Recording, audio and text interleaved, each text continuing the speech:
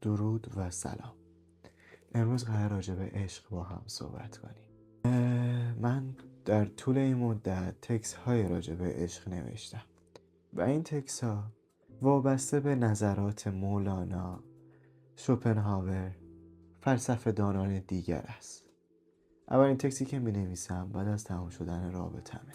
در اولین تکست اشتباهات زیادی دارم، ولی همین یه آغاز بود که یک مجموعه از این تکست ها بسازم و هر دفعه که نظراتی جدید به مغزم می رسید، چیزهای جدید تجربه می کردم، باعث می شد که تکستم رو عوض کنم و اون رو بیشتر دیولاب کنم. امروز قراره اولین تکستم رو براتون بخونم. بیشتر داستانها و تاپیک های کل دنیا یا درباره عشق هستند یا شاملش می شوند. عشق و علاقه را می توانیم به راحتی در حس وابستگی یا لذت بخش بودن چیزی برای ما معنا کنیم. در حالت افراطی عشق آن را این گونه می توانیم صرف کنیم: عاشق حاضر به آن است که خویش را فدای معشوق یا چیزی که عاشقش هست کند.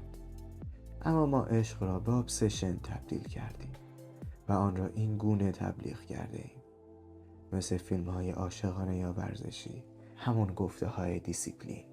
من از آن دریغ نمی شوم که عشق به انسان ایده ای از زندگی معنادار می دهد و برای او هدف هایی رسم می کند، ولی انسان به خودی خود می تواند برای خود هدف رسم کند تا برای رسیدن به آن تلاش کند بدون داشتن احساسی نابودگر. مثل نظریه ابر انسان از نیچه در کتاب چنین گفت زرتشت. اما با این حال احساس نیهیلیسم لذت زندگی را از من گرفته است و احساس پوچی می کنم. زمانی که عاشق بودم انگار پوچ نبودم. آیا من مریض شدم و تحت تأثیر روانشناس های دیزنی و هالیوود خود را گم کردم و نیاز به معشوق دارم تا کامل شوم؟ میدانم جواب این سوال خیر است، زیرا اگر بر این هدف دنبال معشوق بگردم آن رابطه در آخر به مشکلات روحی ختم می شود. پس اگر بخواهم سوال را طوری دیگر رسم کنم، آیا من نیازمند این هستم که شخصی که گرسنه و روانی نیست به طرز معجزه آسایی عاشق من شود و ما تا ابد کامل کننده یک دیگر باشیم؟ سوال به خودی خود مسخره است. احساس پوچی می کنم.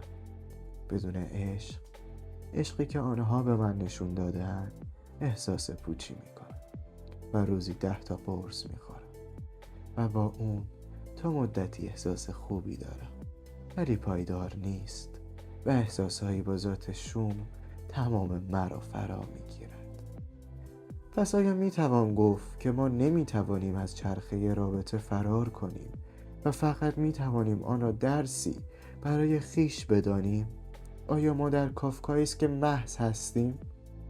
حقیقتا بله، زیرا ما در حال تکرار یک چرخه بی‌معنا برای ادامه زندگی هستیم و از هر راهی برویم آن را در فرمی کامل نمیتوانیم پیدا کنیم و باید با آن بسوزیم و بسازیم.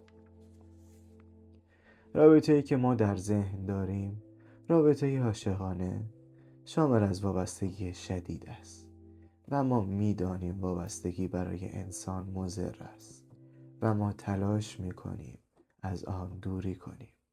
با این حال بدون آن حس وابستگی احساس پوچی می‌کنیم. انسان موجودی است اجتماعی و عاشق تجربه و آزمون و خطا. رابطه این امکان را به ما می‌دهد، ولی بسیار افراطی است و می‌تواند انسان را نابود کند. کوتاه بگم، ما حس رابطه را نمی‌توانیم جایگزین کنیم. این را در ناخودآگاه ما است. پس ما مثل ماه‌هایی هایی هستیم که به سمت نوری می رویم که در فاصله دور زیباست، ولی به آن که نزدیک می شویم ما را می کشد. ماه‌ها پروانه های پشمالویی هستند که به سمت نوری می روند که اونا را جلب می کنه، مثل نور لامپ و نور آتش. آنها هرچه نزدیکتر که به نور میشوند بیشتر بالهایشان میسوزد، ولی متوقف نمیشن و عمیق‌تر میرن تا موقعی که کامل بسوزن و بمیرن تا دوباره نیز متولد شوند.